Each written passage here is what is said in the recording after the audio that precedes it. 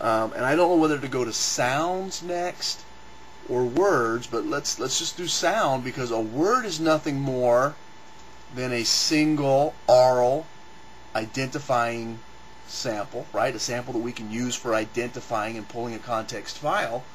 It just comes from a really, really good understanding of the relationship between the sound, the context, and understanding. It's an attempt to communicate with a like mind, right? But we can reach an understanding based on unintentional sounds. And I was thinking of a dog growling. If you're going to assume that the growl is not necessarily intentional, but it's an involuntary action that a dog does, well, a few experiences with dogs, and it's not hard to figure out that a growl means you need to change the context that's unfolding so that it doesn't match perhaps the context where you heard a growl and got bitten by a dog. So that's, again, an opportunity to have understanding. Let's just say a tree falling in the woods makes a noise. That's an understanding then. You know, when you hear that sound again and you realize there are trees falling, that type of thing. Understanding without intention, not words, but sounds. And then my suggestion that a word is, I should probably try to read this here. Intentional sounds from a like mind. And again, the distinction to be made, because you can get an understanding from an unintentional sound, but there's not meaning until the sound is produced with intent. An intent to communicate.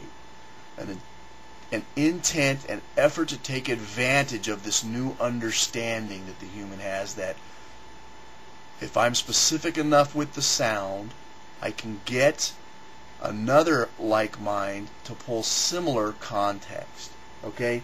Now I want to try to give some examples why, this is not, a big deal or too hard to understand. Let's say the word is, I say Frank, and I did this. I ask you, pull everything you have on Frank. Run a search right now, and you might initially come up with all the guys you know named Frank. And then you may get the word frank as he spoke frankly. You might get frankly. And if you keep going and you just ask yourself, if you tried to see everything else, like you play a word association game, you might get Franklin, Benjamin Franklin, Frankfurt, Germany, Frankfurter, like a hot dog, Frankenstein, like the monster. All that really is remember the context deal I said? It's flow. You just went out another half a millisecond from Frank to get Franklin and Frankenstein and so on. One indication that it is a single piece of context pulled out and stored away to refer to some context file somewhere. Here's another example. Let's see, this is grouped, right? Yeah. Let's say this is my file on dog. Okay? Here's all my context. Here's the single oral sound dog. But let's say I say to a Spanish speaker, Spanish-English speaker, I say, hey, how do you say dog in Spanish? And he says, perro. And I say, oh, perro. Now look, he doesn't have to tell me that a dog's furry, a dog has a tail, a dog has teeth, a dog barks, a dog growls. He doesn't tell me all that. He just says perro. And I now say this unique oral identifier pulls this context file. My only assumption is that a Spanish dog is going to be like my American dog.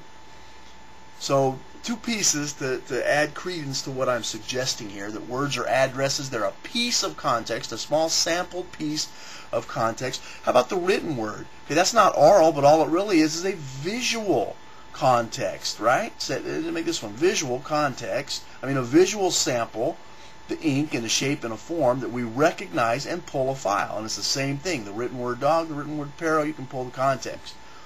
The only other things possibly worth mentioning here is meaning came up when we had volition, sentience, intent. That's where there's meaning, and you can attempt to understand accurately the meaning of the person, of the communicator, of the initiator. Let's talk about connotation. Connotation would be when we pull these files. Let's just say there's 75% of the people have bad experiences. They've been bitten by dogs. then there might be a connotation. We humans, after we compared perceptions enough, we begin to realize there's a connotation with some people that dogs are bad, that dogs bite. Pit bulls bite. When you say pit bull, let's just say that pulls a new piece into the context, and all of a sudden there's some negative connotations there. That's what a connotation would be in my view.